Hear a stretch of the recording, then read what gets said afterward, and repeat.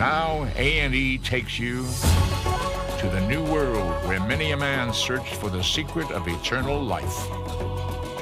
Who was Juan Ponce de Leon, and what did he find on his quest for the fountain of youth?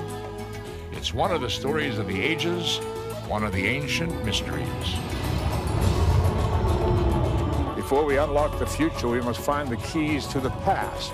I'm Leonard Nimoy. Join me and open the door to ancient mysteries beginning now.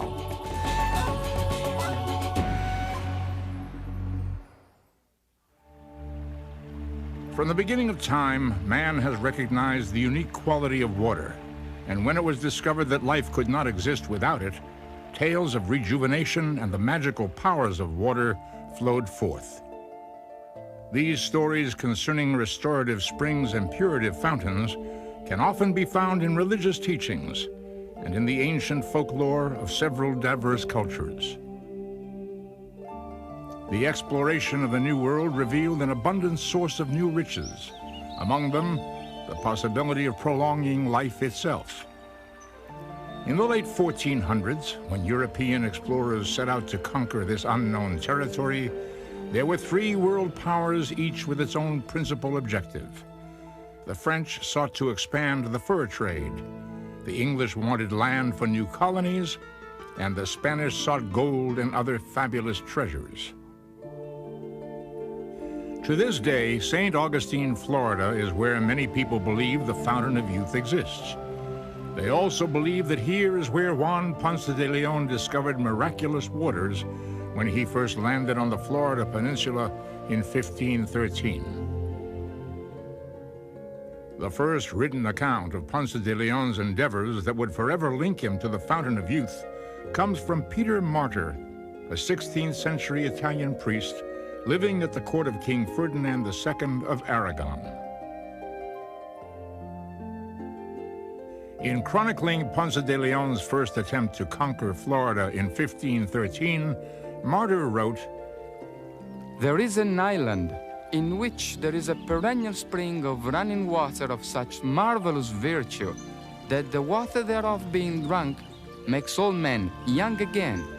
From Decades of the New World, 1516. Today, Martyr's account is steeped in controversy. People are skeptical that the Fountain of Youth could be found in the New World, and many are unconvinced that Juan Ponce de Leon was even looking for this ultimate wonder.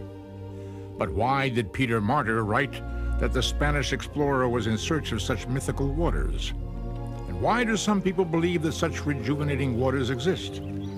We'll examine these tantalizing questions as we unravel the ancient mystery behind the search for the Fountain of Youth.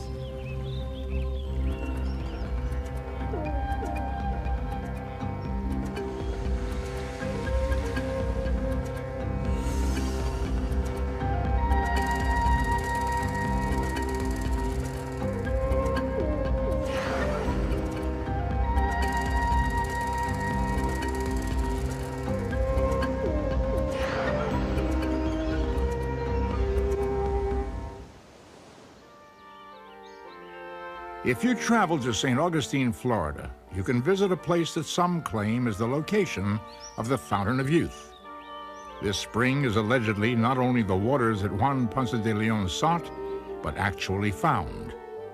Modern historians, however, were quick to call this claim into question.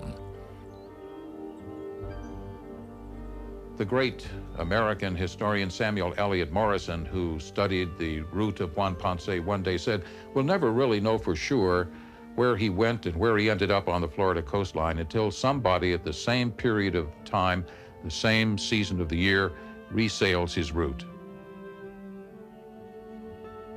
So in 1989, Douglas Peck, a historian, sailor, and navigator, did just that. Under similar conditions, he retraced the journey of Juan Ponce de Leon. Peck presented his conclusions to a panel of historians at a news conference in December of 1991. These conflicted with his previously held beliefs. Following the log of Ponce de Leon's journey, Peck pinpointed where the explorer landed: Melbourne Beach, just south of Cape Canaveral. This position is almost 125 miles south of St. Augustine. The question arises, why such a discrepancy? Could it be because Ponce de Leon kept a very crude log of his travels? From his charts and the recordings that he made, we know that his latitudes were incorrect by at least a degree or more, in some cases maybe as much as 3 degrees incorrect, which would place him further south. Most modern historians agree with Peck's findings. St. Augustine was not where Ponce de Leon came ashore. So was the Fountain of Youth in the New World, and was it in Florida? And was Ponce de Leon actually in search of it? The legend of the Fountain of Youth was firmly entrenched in European culture during the 1500s. So the idea that an explorer would go after such a miracle was by no means far-fetched. People were strongly influenced by the poets with their images of exotic, far-off lands. So much so that many adventurers who landed in the New World expected to see strange, rare, and marvelous things. Many other explorers sailed to the New World, but not one of them has been linked to the search for the Fountain of Youth. Who was Ponce de Leon? And why was he forever tied to this extraordinary legend? The early years of Juan Ponce de Leon are shrouded in mystery. Historians have estimated his birth date to be in the year 1474. We don't know exactly when he was born, but that he did come from a fairly noble family. Ponce de Leon is a noble name. He was probably an illegitimate son, and that's why we don't know exactly everything about his background. But it's pretty fairly certain that he was born in Campos in the Kingdom of Leon. As a young man, Ponce de Leon earned a reputation as a fierce warrior. He joined the Spanish forces that eventually defeated the Moors of Granada in 1492. Led by King Ferdinand II, this victory put an end to Muslim influence and power in Spain. That same year, all Jews in Spain were given 3 months to either convert to Christianity or leave the country. While in Germany, geographer Martin Benheim made the first terrestrial globe that showed that the world was round. But the biggest event in the world at that time was the expedition of Christopher Columbus. The Spanish exploration began with Columbus. In 1492, he wanted to reach the east by sailing west. And it wasn't a very unheard of idea at the time, but he was the first to pull it off. He actually thought he had apparently reached the Indies when he hit the small group of islands known as Cuba and Hispaniola. A proven warrior, seasoned in the heat of battle, Juan Ponce de Leon was now older and wiser and searching for a fresh challenge.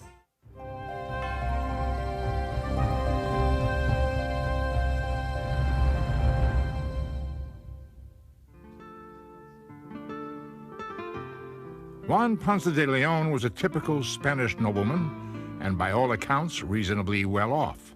But in order to be deemed important in the status-conscious society of medieval Spain, he had to achieve great wealth. And the Indies, the New World, might just hold the key to making such riches possible. At 19 years of age, he shipped off to the New World on Christopher Columbus's second voyage of 1493. And in the New World, he soldiered in various campaigns. And then in 1506, he was given the responsibility of conquering Puerto Rico for Spain. In 1507, he succeeded in that conquest. And in 1509, he was named governor of Puerto Rico. He served in this capacity for 3 years. However, while he was in Puerto Rico, events were taking place that would have a profound effect on his life. Christopher Columbus had died in 1506. After a while, King Ferdinand and the courts decided that Columbus' 2 sons would have the right to govern lands discovered by their father, including Puerto Rico. Diego Columbus assumed the governorship of the island. Out of a job, Ponce de Leon decided to go after any lands that Columbus hadn't claimed. The reason Ponce set out on his exploration was to find new lands to settle, to govern. He was hoping to find significant mineral wealth, gold, silver, precious stones, pearls. He also was looking for Native American populations that he might use either as laborers or to actually enslave them and take them back to the Caribbean to use on his lands and to sell to other Spaniards there. And he came to the conclusion that very probably the best plan before him was to seek for the island of Bimini. Now, that's not the island of Bimini in the Bahama chain that bears the name Bimini today, but another very large island that was projected to exist north of Cuba. The island of Bimini first appeared on a map published in 1511.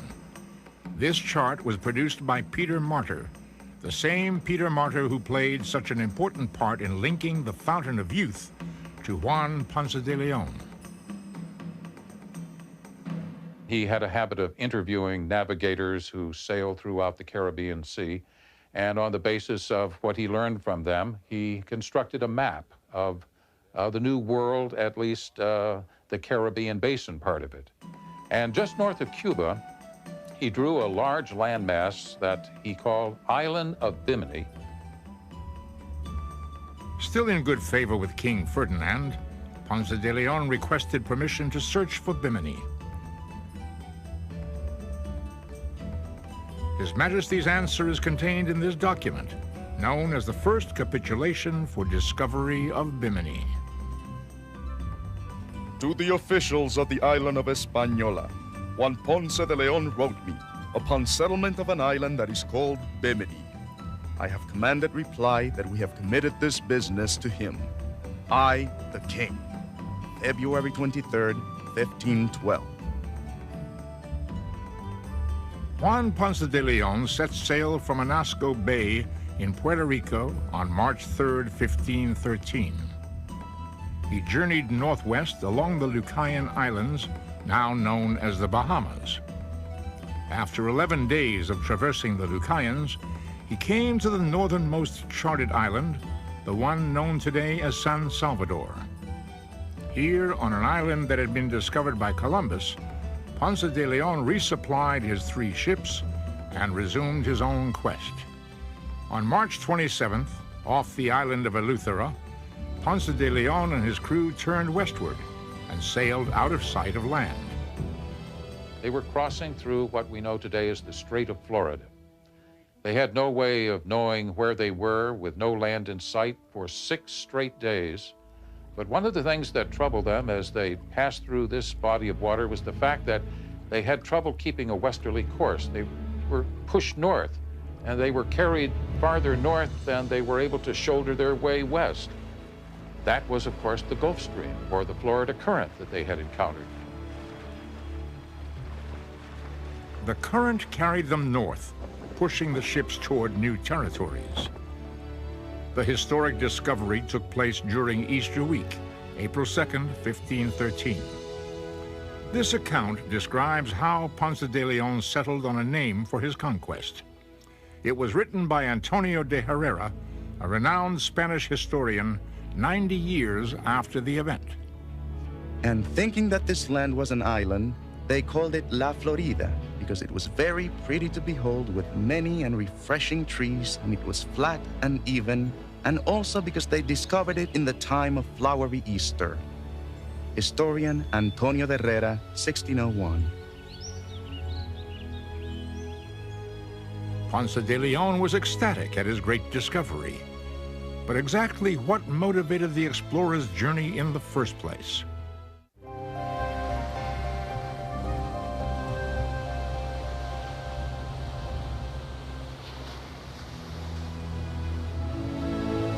The landing in La Florida brought great satisfaction to Juan and his party. But the natives were less thrilled by his arrival, and there are 2 schools of thought as to why the local populace was so hostile. Some historians believe that Juan Ponce de Leon may not have been the first Spaniard to reach the coastline. By the early 1500s, the Spanish settlement of Hispaniola, first established by Columbus, was in need of more slaves. Hispaniola is the area which today forms the nations of the Dominican Republic and Haiti. The two factors that account for the decrease in the number of available slaves were the harsh labor conditions imposed by the Spanish and the introduction of European diseases to which the natives had little immunity. They began dying in large numbers. To replace them, certain slaving expeditions were conducted by Spanish navigators throughout the Caribbean Sea, and one or more of those slaving ships may have happened upon the peninsula of Florida. If so, Florida was discovered by Spain before Juan Ponce got there in 1513. And it may account for the fact that when Juan Ponce did come, he was greeted by the native peoples with great hostility. It may also account for the fact that on the Gulf Coast of Florida, Juan Ponce reported that he found a native who, quote, understood the Spanish language, unquote. Other historians believe that the Floridian natives may have been refugees from various Caribbean islands. These people had been under attack by the Spanish from the time Christopher Columbus began settling the area. Refugees from those areas had certainly come to Florida seeking some kind of refuge from their impression into slavery. And so therefore, the Native Americans in Florida knew something about the Spanish, knew about their ways, knew what they were coming here for. They knew they weren't coming here to be friendly. They believed that they were coming here to attack them, and to impress them into slavery and to carry them away from their family and from their lands. Whether refugees or natives of the peninsula, there is no doubt that they didn't welcome the explorers. The Spanish chronicler, Antonio de Herrera, described Ponce de Leon's reception in the New World. Herrera, writing in 1601, tells us that Juan Ponce had no desire to enter into hostile relations with the natives of this island, but he was forced to it because the natives attacked him almost at once with arrows and clubs and attempted to seize his boat, his oars, and his weapons. And so Juan Ponce did fight back. One of his men was knocked unconscious, 2 others were wounded, and the rest of the party was able to make a safe escape. Following this engagement, the party sailed farther south to Jupiter Inlet, where Ponce de Leon planted the cross to confirm his possession of the land in the name of King Ferdinand II of Aragon. Was it here, despite their hostility, that the local people could have told the explorers about a source of miraculous waters? Virtually every Native American ritual I know of has some use of water. And so I'm sure that if any explorer had asked an Indian about a local well or a spring that might have had some kind of magical properties, certainly the answer would have been yes, because water was seen as very powerful because it springs from Mother Earth. When 2 people come into contact with each other that don't speak the same language, often it's a little difficult to translate and understand what one means to the other. And so if Ponce came here and asked for a fountain of youth, we don't know exactly how those Native Americans might have understood it or even known what his question was or why he was asking that question. And we don't know how they might have directed him. And Juan Ponce de Leon was certainly aware of the fountain of youth. It was a myth that was pervasive in 16th century Spain, where the legend took its roots from ancient folklore. We know that in Europe and in the Middle East, there was a very lively belief in such a fountain. It was a profane, erotic belief that was frequently featured by Renaissance painters. And that Eurasian myth of a fountain of rejuvenating waters may have followed the Spaniards over to the New World, may have become part of the lore of the islands of the Caribbean. The exact source of the myth remains a mystery, but there's an age-old belief that predates Christianity and was popular in the Middle East. Water that springs from the earth is a magical gift of the gods. In the Mesopotamian River Valley, there are basically 2 seasons, rainy and dry. Now, one of the Babylonian gods of water was also called the Great Physician. And in rites to this particular god, patients were washed and sprinkled with water from either the Tigris or the Euphrates or from a spring that bubbled up from the earth. So here we can see an early instance of where not only water, but water from a particular source is seen as being curative, medicinal, or in some way special. So in these regions where water was scarce, it was seen as not only necessary for survival, but also as something to be revered. Tales began to spread about enchanted water. We don't know much about the origins because they go way back in oral tradition before anyone was recording them, of course, but we know that all over Europe there are really old and very widespread stories about the fountain at the end of the world that has rejuvenating or healthy properties. It's probably one of the most widespread folk tales all over Europe. One of the earliest accounts of the Fountain of Rejuvenation is believed to originate from an ancient Indian epic, the Mahabharata. Historians estimate that this was written somewhere between 400 BC and 400 AD. In this tale, priests are looking for a ritual drug called soma. They acquire the drug by telling a man who has soma where the river of rejuvenation is to be found. Our hero finds this mythical river, Sarasvati, and bathes in it. And from that point on, he no longer ages. And beyond that, he's also ritually purified, religiously purified. The interesting thing about this is that to this day, Hindus in India celebrate the bathing in the Sarasvati. Every 12 years, there's a very large ritual gathering, a pilgrimage, called the Kumbh Mela. And it meets at the confluence of the Ganges and the Yamuna rivers. And supposedly at this spot, the river Sarasvati, which is a mythical river, which nobody can see, also comes in. And if you bathe at that spot, then you're ritually purified, and also there's this element of rejuvenation. But if this story's origin is in India, how did the idea become so firmly ensconced in European culture? We know that there are cultural interchanges between Europe and India, mainly for trade, but there's always a tendency for cultural products to be exchanged as well along trade routes. So most of the versions of the Fountain of Youth myth, as they're found in Europe after the 11th century, always located the Fountain of Youth in India, in the Far East.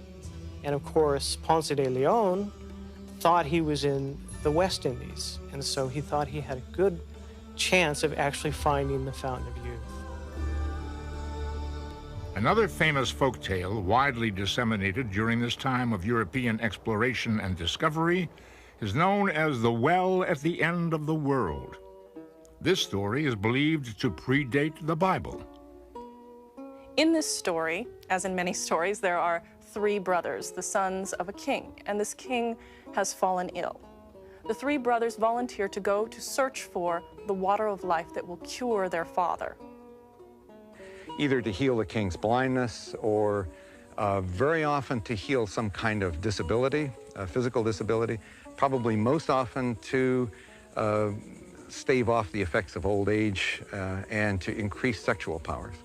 As people get older, one of the things they believed was that if they got the right kind of magical water, they could rejuvenate their sexual potency as well.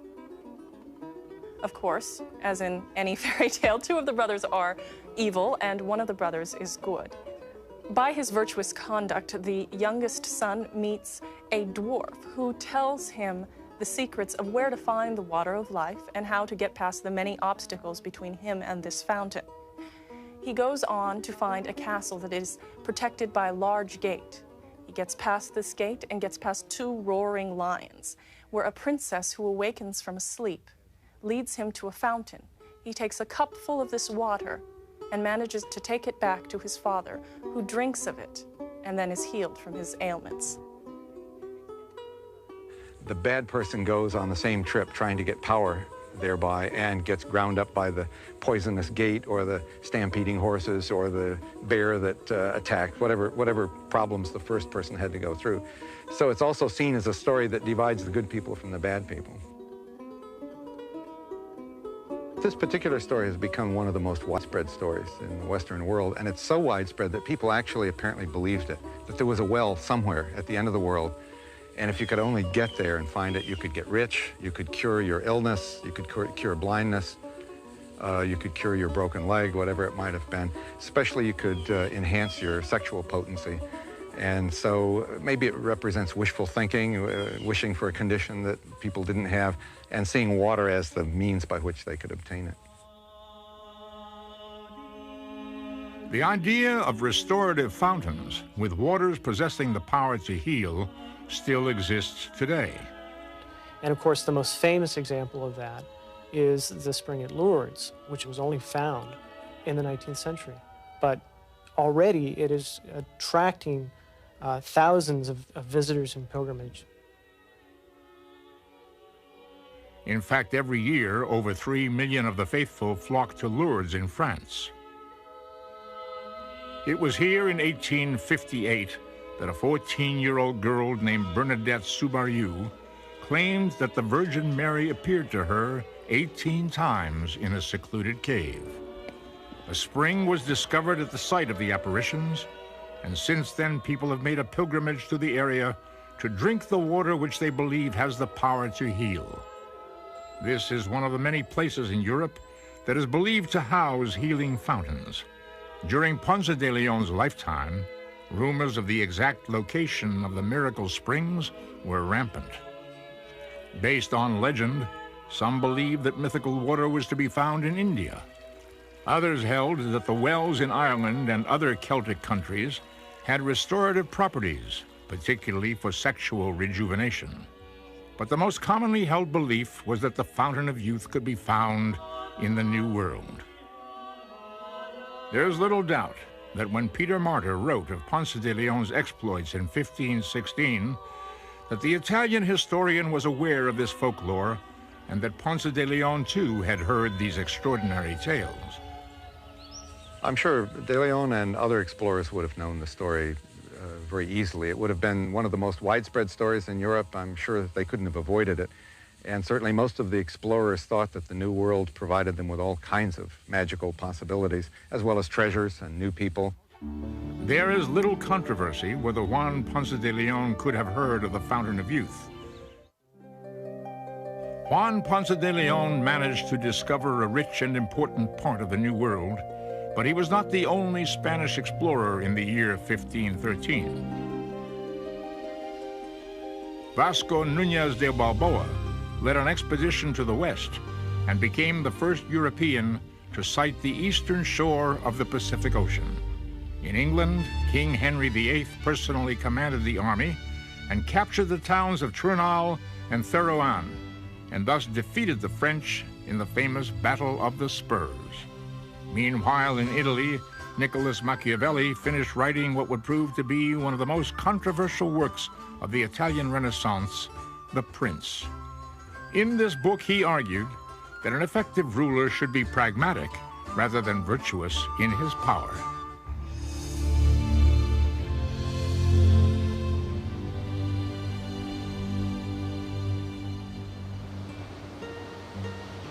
Most modern historians dismiss the idea that Juan Ponce de Leon came to Florida exclusively to search for the Fountain of Youth. Today, it is widely believed that the explorer had twin motives for his mission: the lust for gold and the glory of conquest. There are two pieces of evidence that go against saying that Juan Ponce sought such a fountain. One, his asiento, or charter, from King Ferdinand of Aragon, which authorized him to undertake his voyage, contains no mention of such a fountain or of such a search for a fountain. The document is meticulous in its specification of all of the goals and purposes of the voyage that Juan Ponce was to undertake, but nowhere mentions a fountain or rejuvenating waters or restoration of youth or anything of the sort. Another point that needs to be raised in this matter is the fact that there is no existing contemporary narrative or report that establishes that Juan Ponce even had a fountain of youth on his mind. But later historians, and historians in the 16th century, shortly after Ponce's expedition, begin to discuss the fountain of youth and discuss it as being on the island of Bimini, which is the land that Ponce was trying to discover. And so therefore, through some type of association, Ponce becomes associated with the fountain of youth. In 1511, Peter Martyr drew the first map that showed the island of Bimini. In 1516, he wrote the first account of the expedition that Ponce de Leon made to the New World. Martyr clearly states that finding the Fountain of Youth was one of the goals of Ponce de Leon's journey. But why did he make this assumption? Peter Martyr was an Italian with strong political ambitions. He began his career as an aide to the Duke of Milan. While still in his 20s, he parlayed this position into becoming secretary to the governor of Rome. A staunch supporter of the Renaissance movement, Martyr made powerful friends, including a count who was the Spanish ambassador to the papal court. In 1488, when Martyr reached the age of 30, this count persuaded him to move to the Spanish court. Ordained as a priest, Martyr was appointed chaplain and humanist of the royal household. He became a confidant of both Ferdinand and Isabella, and was allowed to record firsthand accounts from the explorers of their investigations into the New World. From these stories, Martyr wrote two major works that chronicled the Spanish discoveries over the course of 32 years. Why would Martyr have included the story of the Fountain of Youth in his historical account of Ponce de Leon's explorations if it had no basis in fact? Though he was an Italian, he probably was caught up in the Spanish ethos of the period. It was a prevailing tendency in Spain to take myths very seriously. Myths such as El Dorado, the Gilded City, the myth of King Solomon's mines, for which even Christopher Columbus went seeking. They were onto a whole new world of discovery. They had far less understanding of what they were likely to find, but their hopes were very high. And in addition to hoping to find gold and silver and jewels, they were also perhaps looking for things that would be healthy for human existence here on Earth. And I suspect that's how they happened to go after the story that there was such a fountain of youth. Myths drove the people of Spain. In this particular period of history, it was common for Spaniards to take such myths very, very seriously, even to build stories around them. And I think that Peter Martyr was caught up in that tendency. Additionally, the Spaniards at that time were driven by Christianity. And as in many world religions, water is considered by Christianity to be sacred. But why did man attribute restorative properties to water? Because water is one of the primary elements in cosmogonic myths, or myths of the creation. And in fact, in a number of myths of creation, or cosmogonic myths around the world, water is the primordial element. There's nothing else but water. There are different aspects that are given to water in terms of what it means and what it symbolizes and how it functions. In the Old Testament, for example, at the very outset in the book of Genesis, when the earth is created, creation comes out of water, a primeval force. And God said, "Let the waters under the heavens be gathered together into one place, and let the dry land appear." And it was so. And the dry land was called earth. Genesis, Book 1, Chapter 9. But water, as the source of creation, is not restricted to Judeo-Christian teachings. In fact, in the Vedas, a group of ancient Hindu hymns, water is said, paradoxically, to have existed before existence. So it is the primary substance, and it is the building block for creation in a lot of cosmogonic myths. Darkness was hidden by darkness in the beginning. With no distinguishing sign, all this was water, from the creation hymn of the Rig Veda.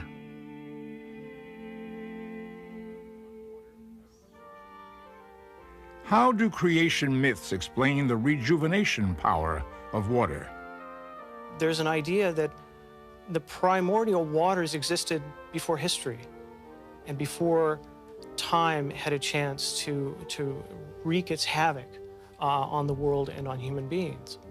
So by having contact with blessed water or holy water, you can actually reach beyond history, beyond time, and supersede the effects of time and aging.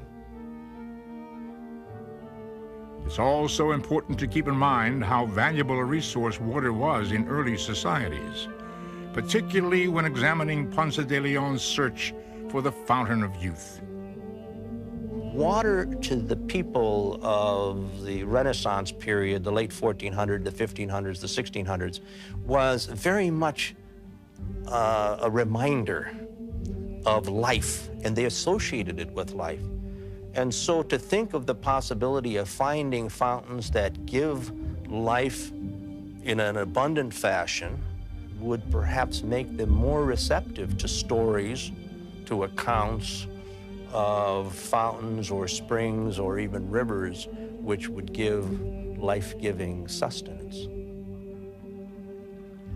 Fountains, sacred pools, sacred springs were a part of both Christian tradition and Greco-Roman tradition. And if you think of Ponce de Leon as a Renaissance man in the truest sense of that word, then he was well aware of these various traditions. And it's highly likely, given a very imaginative mind, that he would believe that these sacred fountains do exist and would think that they were a worthwhile project to seek. Today, most historians agree that it's unlikely that Ponce de Leon went forth with the object of finding the fountain of youth.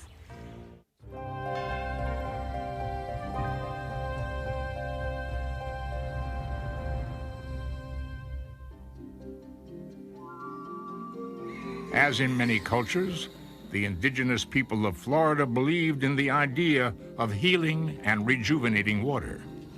Apparently, the legend came from Native Americans in the Caribbean who claimed to travel to the Florida area to rejuvenate themselves at a fountain or a spring. And the Spanish, in their translation of that concept, had translated it to the idea that the fountain not only rejuvenated but also restored the youth of people. Historians at one time speculated that Floridians may have told Juan Ponce de Leon about the magic water, possibly for the purpose of misinformation. Many native groups would often tell the Spaniards, we know of this other place where there's great gold, great kingdoms, and it's not here, it's over there, and so why don't you go and leave us alone? And in fact, many of the natives of Mexico told Cortez himself that other kingdoms had gold and other great places far away would offer more than they could. And if they could only leave them alone, they should go off and find those places. So it was an old trick. But there is no evidence that during his travels through the New World, Ponce de Leon was ever able to have a peaceful exchange with the natives. Shortly after raising a cross and declaring Florida a Spanish territory, the ships sailed further south and around the Keys to the Gulf Coast. The group dropped anchor off the southeastern tip of Sanibel Island, home of the Calusa Indians. The natives attacked. One person in the Spanish party was killed and 3 were injured. The remainder withdrew. In mid-October, they arrived back in Puerto Rico. That's mid-October of 1513, and in the following year, Juan Ponce went to Spain to ask for a new asiento or charter, one that would make him governor of Florida and Bimini. He was given such a charter, and he returned to Puerto Rico and planned, it appears, to undertake another voyage at an early time. But the death of his wife forced Ponce de Leon to assume another duty.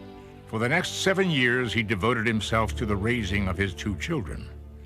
At the same time, he must have envied his fellow explorer Hernan Cortez, who by 1519 was making astounding discoveries of gold in Mexico. Quickened by the finds of Cortez, Ponce de Leon decided to act on his own asiento, and in 1521, the second voyage was underway. This time, he sailed in 2 ships, on board which were 200 men and women settlers, parish priests, missionary priests. There were domestic animals. There were seeds and cuttings and agricultural implements. And it was Juan Ponce's desire and intention to establish a settlement in Florida, to build a fort, and then conduct missions to the surrounding native peoples in order to spread the teachings of the Roman Catholic faith. Juan Ponce made a landing all right, and we believe that it was at the same San Carlos Bay that he had visited before. And the reaction of the Calusa natives who inhabited that site similarly was the same as 8 years before. The party was immediately attacked as they tried to disembark from their vessels. The colonists vainly tried to establish a settlement, but the Calusa were relentless in their efforts to drive off the would-be settlers. Suddenly, Juan Ponce de Leon was felled by an Indian arrow. Shot in the thigh, the wound became infected, and he was forced to withdraw from Florida for a second time. The party retreated to Cuba, where Juan Ponce de Leon died of his injuries in 1521. In Havana, his dream of great wealth and the colonization of Florida for the glory of Spain, and perhaps for his own glory, died with him. But the link between Juan Ponce de Leon and the Fountain of Youth soon took on a life of its own. Peter Martyr linked Ponce de Leon with the legend. Spanish chroniclers kept the story going. Instead of historical fiction, it became historical fact. And in 1535, Oviedo y Valdez perpetuated the tale by including it in his account of the discovery of Florida. And in 1601, Antonio de Herrera, who leaves us the fullest account we have of Juan Ponce's voyage, states toward the end of his narrative that Juan Ponce did send a ship off to hunt for this fountain, but it's almost like a throwaway line in his narrative, as though to cover all the bases in the event that this myth really was true and that Juan Ponce actually did seek the fountain. We know of no such attempt to prove the existence of the fountain, and nobody found one. From a 20th century perspective, the idea of a single-minded search for the Fountain of Youth seems pure folly. Yet contemporary school texts, especially those in the English-speaking world, are fixed on the idea that he most certainly was. One reason the myth continues is due to the Black Legend. This part of the story was perpetrated by the Protestants beginning in the late 1700s. The Black Legend was an attempt in English and later American historiography to cast aspersions on the motives for Spanish colonization of the New World. Now, undoubtedly, the Spanish were after wealth, were after resources, and were, in that sense, fairly greedy. But of course, they were also very typical for their time. So were the English in search of wealth in the New World. So were the English in search of resources and land. But by associating Ponce de Leon with the Fountain of Youth, this laughable chimera that he was chasing after, is an attempt to make the Spanish look foolish, make their motives seem completely implausible, and to basically undermine their project in the New World. Had Diego Columbus declined the governorship of Puerto Rico, Juan Ponce de Leon might have been simply an historical footnote. It was his serendipitous discovery of Florida that made him historically significant. But it is the legend of the Fountain of Youth that made him famous. While his true claim is the discovery of Florida and the discovery of Florida's Gulf Stream, the legend of the Fountain of Youth has given Juan Ponce de Leon his own special immortality. With the exception of Christopher Columbus, most Spanish conquistadors of the day are forgotten. Almost 500 years have passed, but by a strange trick of fate, the name of Juan Ponce de Leon lives on.